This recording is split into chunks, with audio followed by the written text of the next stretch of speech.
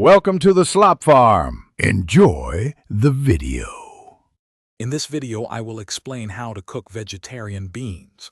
To begin, soaking is a crucial first step for most dried beans. It helps them cook more evenly and can make them easier on your digestion. Simply place 1 cup of dried beans into a large bowl, cover them with at least 2 inches of fresh water, and let them soak for 8 to 12 hours. Remember to drain and rinse your beans well before moving on to the next step.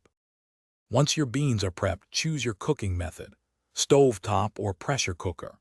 The stovetop approach is traditional, requiring a low simmer for about 1.5 to 2 hours for most varieties, like black or pinto beans. If time is short, a pressure cooker is your friend. It can cook the same beans to perfection in just 20 to 25 minutes. Both methods yield delicious results, so pick what suits your schedule best.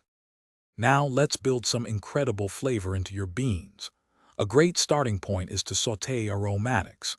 Begin by dicing 1 medium onion, 2 cloves of garlic, and 1 stalk of celery.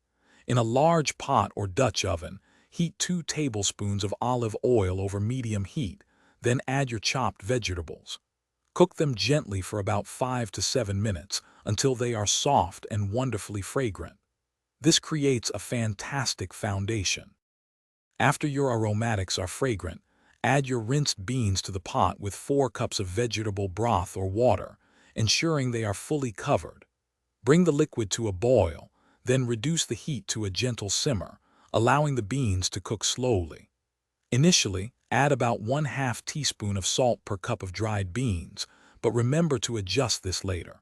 Keep the pot partially covered and let them simmer until incredibly tender, which might take up to 2 hours. Thanks for watching. Consider subscribing if we helped you today.